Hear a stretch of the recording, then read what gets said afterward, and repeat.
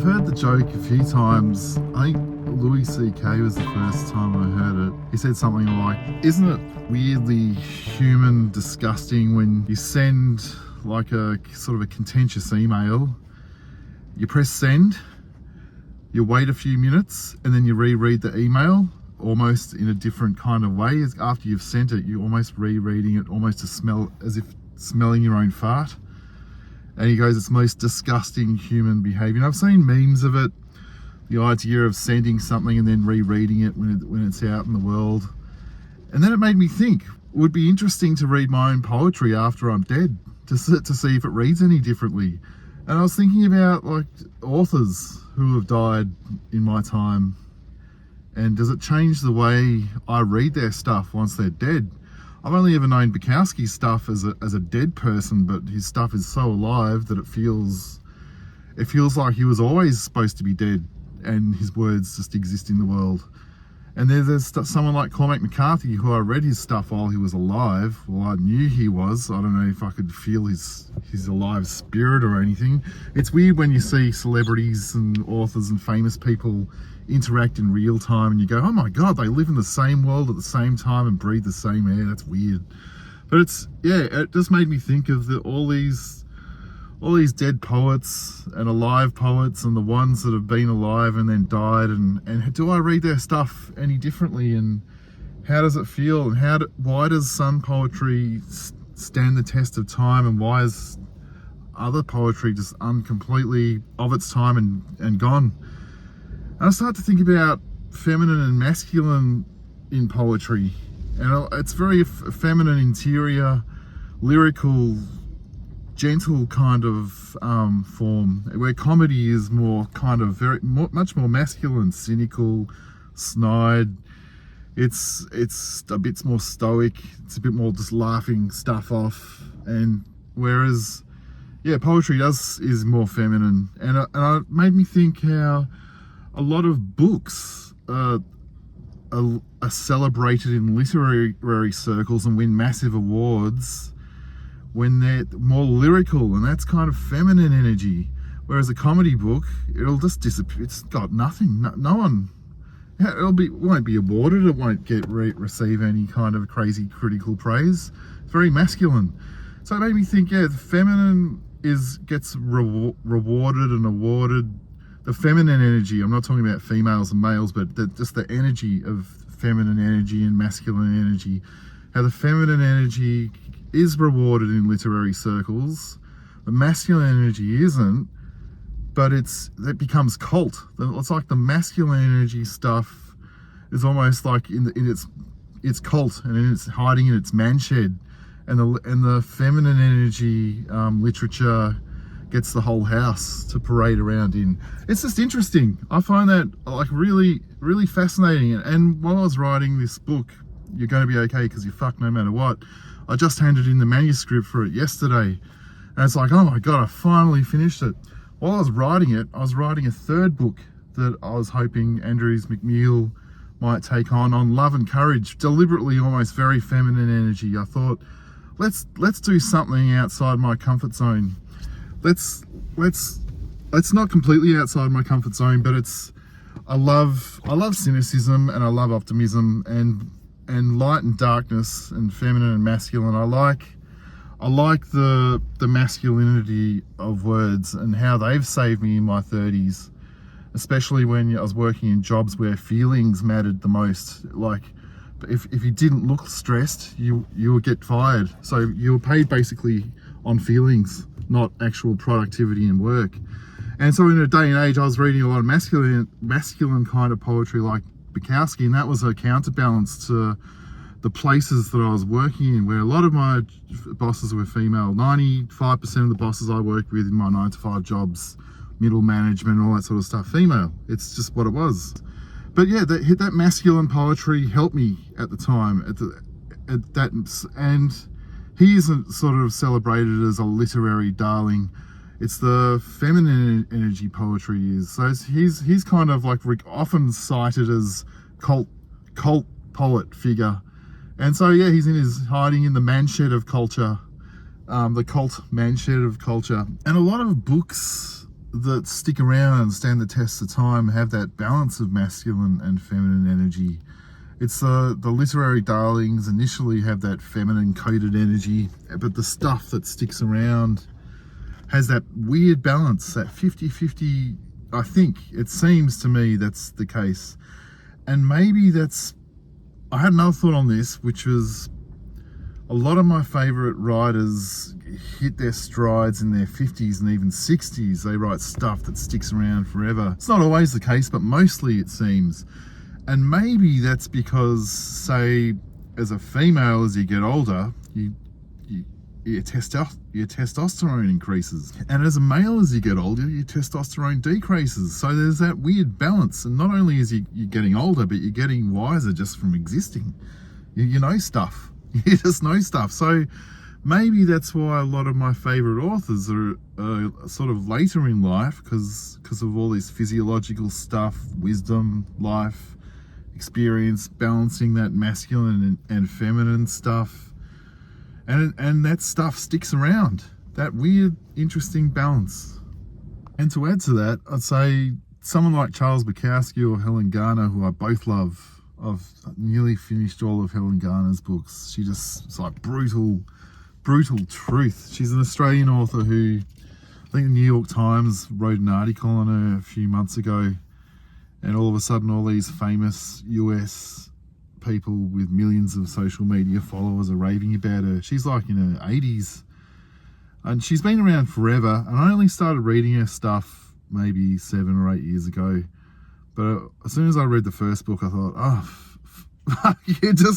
you're like a female Bukowski, but more lyrical and in a totally different format.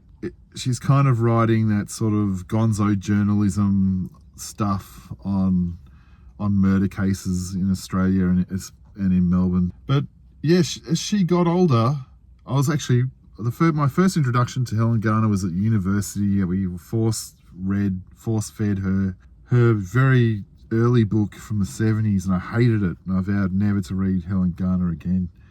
But somehow I got back to her 30 years later.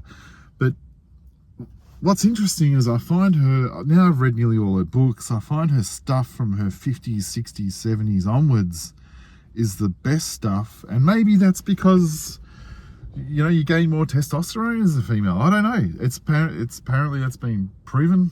I could be wrong, but that's what I've heard. And with Bukowski, the other way, his stuff got more gentler and less cartoony machismo, and more, something else was coming through his books, especially his final book, The Last Night of Earth Poems, when he was just the year or two before he died. There was something more gentle that came through, and that maybe because he was losing his testosterone. I'm sorry, I'm not a doctor. I don't know anything, but this is just a pure stab in the dark guess. But maybe that's why I love those two authors, because they'd lived the life, they'd balanced this feminine and masculine stuff. That's incredible. When I wrote You're Going to Be Okay Because You Fuck No Matter What, there was a lot more masculine energy in it. I'd say something like 70 to 80% masculine, 20% feminine energy. And so I deliberately started writing this love and courage book.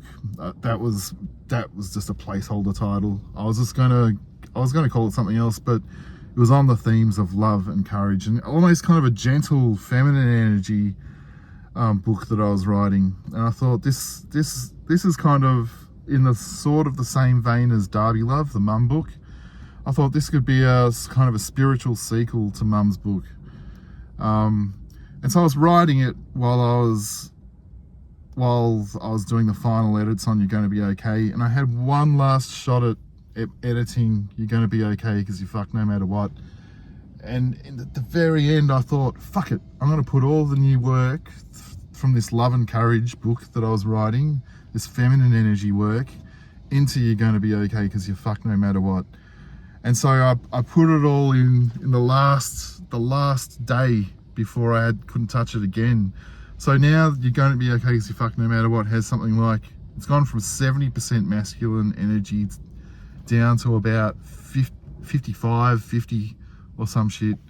It's so I always feel like some of those pieces I wrote for the Love and Courage book, they felt like cornerstones for a new book. So I was like, oh my God, I'm burning these beautiful pieces that I've written that are very lyrical and beautiful, and I'm putting them into this book. And I thought, and I was thinking, is this, should I do that? Because I could save them for a new book. And I thought, fuck it, I'm putting them in. And I feel like I'm so glad I did it. I sent it, and I actually felt good. You can just feel when something's good. You do something and you go, yeah, that was the right thing to do. And so it was the right thing to do to put these feminine energy pieces into the book. I kind of feel like if I was trying to write new pieces for You're Gonna Be Okay, they would have felt forced, they would have been unmagical.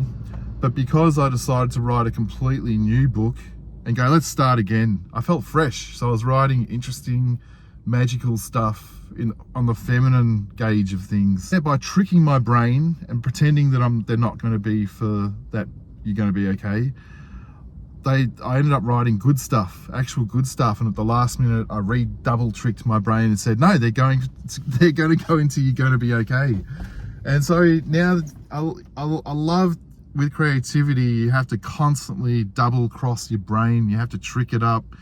You have to indicate left and turn right to come up with anything good, to refresh the brain and make it come up with new and interesting stuff. All this to say that You're Going to Be Okay because you fuck no matter what. I handed it in and it's way better than it was. It's better for it by balancing that initial load of masculine energy with this feminine energy that I was writing for a third book. But yeah, I'm so glad I've handed it in. And now I don't know if I'm going to write a Love and Courage book now that I've triple tricked my brain. But I might still stick on that wavelength and just see what happens. But it's the best thing that it can be, the Love and Courage book. I'm so happy. Not Love and Courage, the You're Going to Be Okay book. It's the best thing I could make. And there was like 190 pages in it, and there was maybe 20 or 30 pieces in it that I thought, these are they weren't weak, but they would just undo all the hard work of the really hard-working poems in there. And so I was able to replace a lot of those too with the new stuff I was working on. I thought, fuck yeah, this is working. So yeah, I'm now in a place where I've just handed in 2 books to Andrews McMeel, and now I don't have to actually do anything. I don't have to do any more writing. Like, technically I could just not write for the rest of my life, but that's not how my brain works. I need to write, otherwise I'd die a little bit inside. Now I've just got to promote the books. I think they're strong enough to promote themselves. That's what I always feel. I feel like a lot of books these days are written, they almost feel like they're written almost as they're with the intention of hoping that the promotion part will make them catch fire, but that's not true. They just have to be good books in the first place. So, and yeah, I think people forget that a book, if it's good enough, it's gonna catch fire itself. There's only so much pushing and marketing and blowing at the sale on a book before it's just a losing game.